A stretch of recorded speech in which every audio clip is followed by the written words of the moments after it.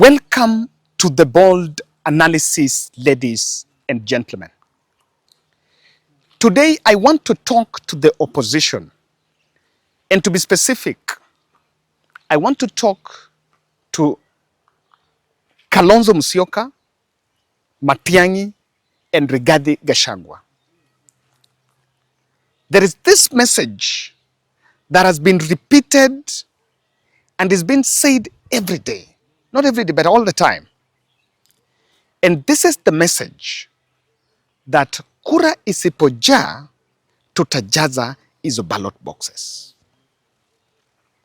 This is William Kamket, the TAT member of parliament. And I want to say this. Mimi na Oscar huwa tunasema maneno kali kidogo saa zingine. Oscar anasema isipojaa tutajaza. Na mimi nasema kwa njia nyingine style, but we are saying the same thing basically. Kwamba lazima ijae. Kwa vyovyote vile. Si namna hiyo? Basi namna hiyo. Asante. We have IBC. In this country, we have a very institutional memory of vote rigging. And at the same time, we have a view of what happens when the will of the people is subverted at the ballot. And I want to tell opposition, what Kamket is saying, Oscar Sudi said it. This message is clear. It's not me. William Ruto can rig 2027 general elections. Mimi hiyo wacha tu niseme. Wacha niseme kwa Kiswahili. Wacha niseme kitu hapo kwa Kiswahili. There was some time to 2022 elections. The president alikuwa anasimama anasema, "Mnaona mimi naweza ibiwa mimi. Mnaona mimi naweza ibiwa mimi." And I need to say that what happened, it actually turned out that is the person who rigged it. This information of we will fill ballot boxes is what is in the WhatsApp groups of William Ruto's insiders. The president, and this is why the opposition must be wary. There was a meeting that was convened by the IBC. IBC team was hosted in the National Assembly, I think it was Parliamentary Service Commission. So they appeared in Parliament. Of course, they were making presentations about the budget estimates needed and the legal frameworks that are supposed to be there. And of course, where they also said that Parliament had tried to actually scrapped the provision that would allow for recall of a member of Parliament. Remember that. So an MCA can be recalled, but MP, you cannot recall your MP. So they were in Parliament. IBC has not raised a question on the, or even issued a press statement on those saying that election will be rigged. And this is my point. I have heard the response of Rigathi-Gachagua. Rigathi have said something very true. And while in the US, he was asked this question, he said, wawe na Raila, wawe na Uhuru, whatever it comes, we are going to win that vote by a margin that cannot be rigged. This is Rigathi. It is true, polling station ended at the ballot, voting ended at the ballot, at the polling station. Very true. That is not disputed. But it is also true there is an electronic element of vote transition from the polling station to the time the tallying is done and the final results are announced. That time, the time between close of voting hours to, I think, let me say, the next 15 hours after people vote, that time is critical time that decides who is going to be the winner. And this statement from Tiatu MP that was also said by Sudi, there is a message they are sending. There is a clear message they are sending. I've heard, it was also said by Wajir MP, women rep, and I had Musalia warning them that they must be very careful na zile vitu wanasema. They must be very careful. Very, very careful. And the election can be rigged. That I can show you. And that is what I want to demonstrate to Rigathi-Gachagua and his team. That with this messaging going on, these are William Ruto people. These are messages that are coined at night. A decision is made as to who is going to deliver it, where he or she is going to say it, and how media is not going to amplify it. It's a well-coordinated messaging. Media is not amplifying, the mainstream media is not amplifying that message. It is not a coincidence that he says so, and that information doesn't create some issue. There is a problem. Election can be rigged. In this podcast, I will explain why I feel that election can be rigged and opposition cannot take those things casually.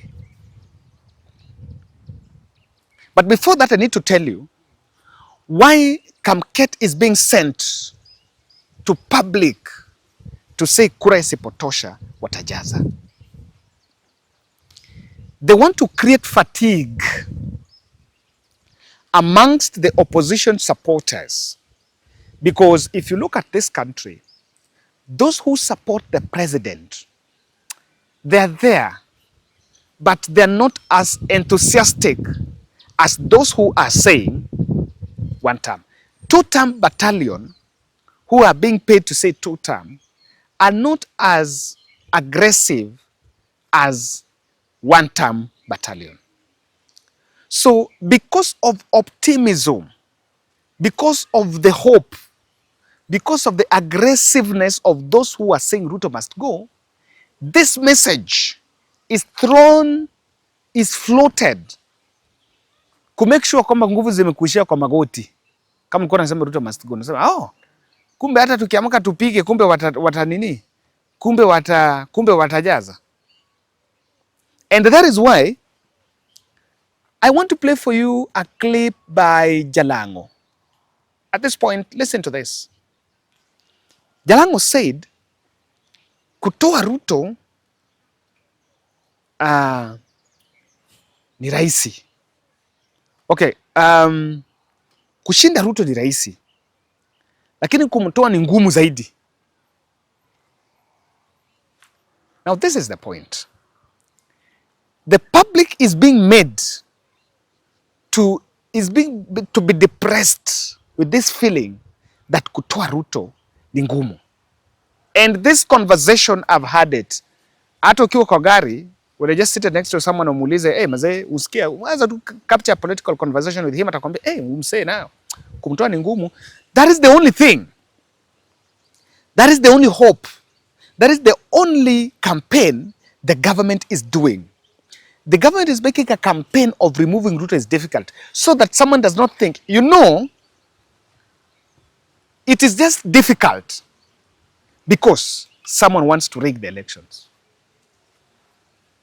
And if the election is not rigged, there is nothing like difficult.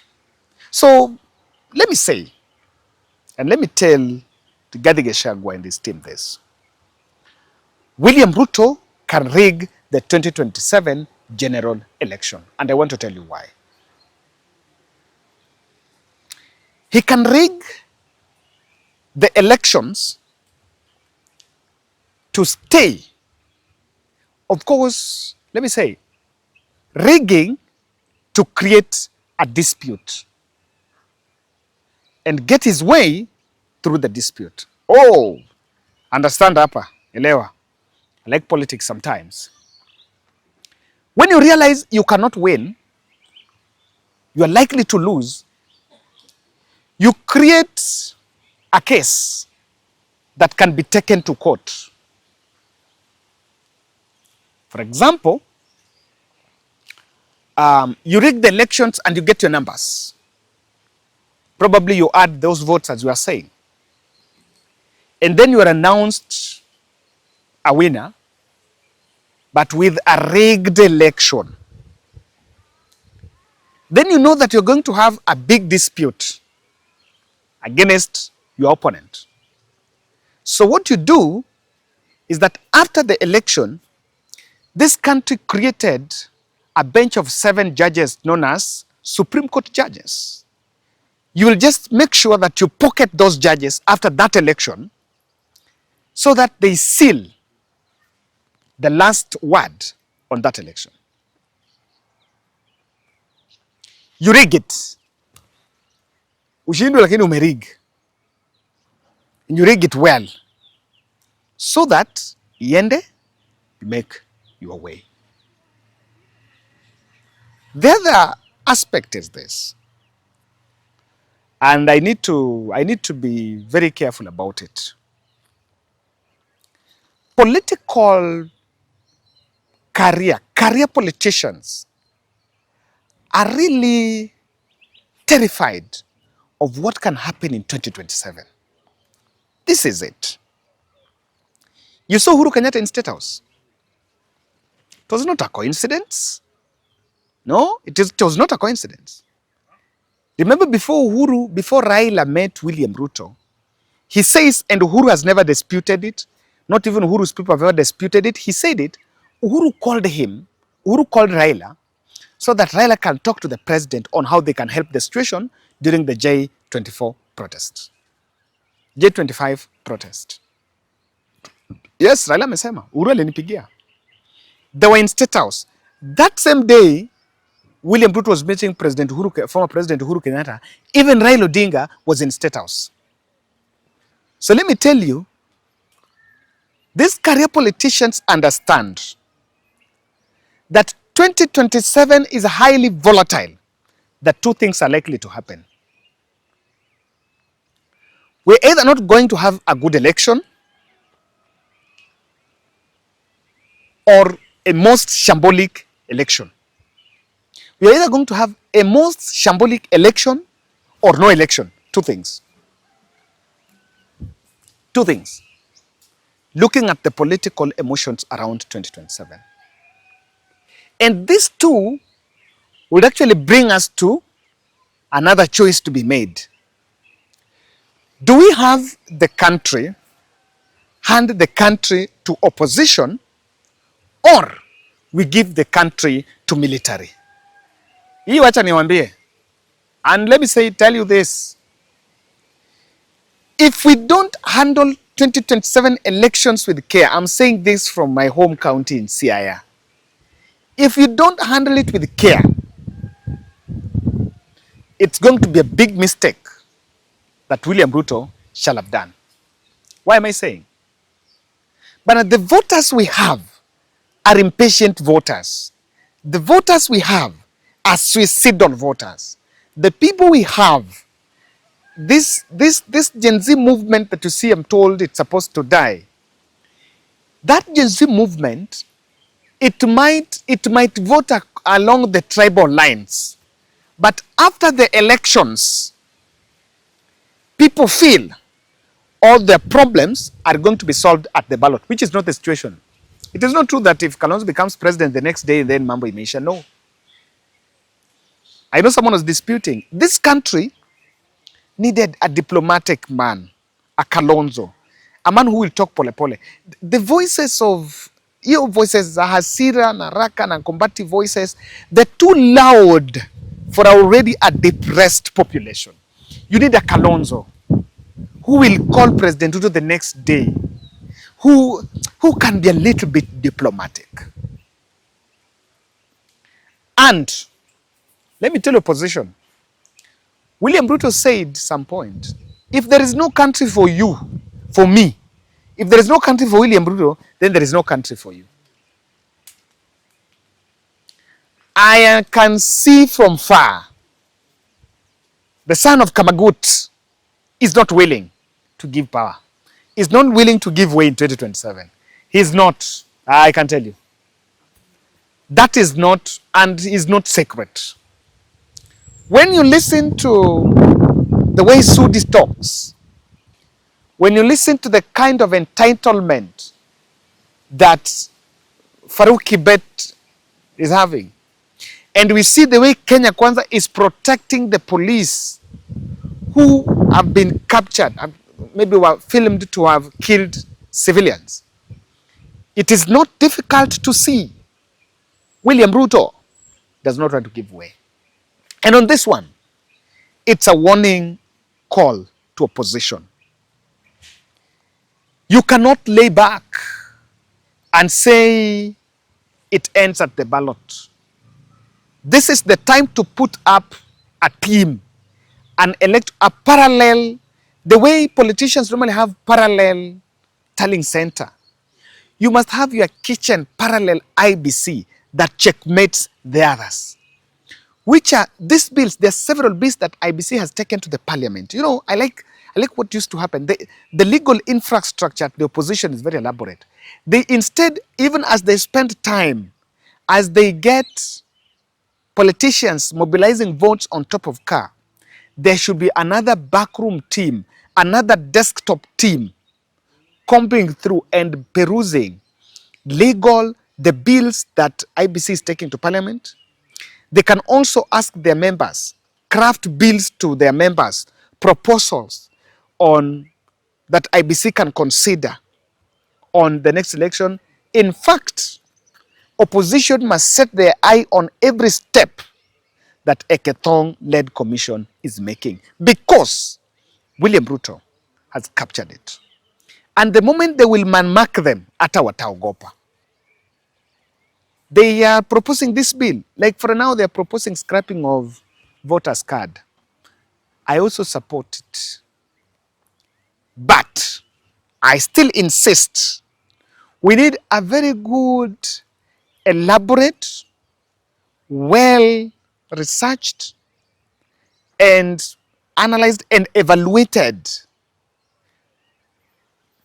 legal structure on how this is going to be implemented.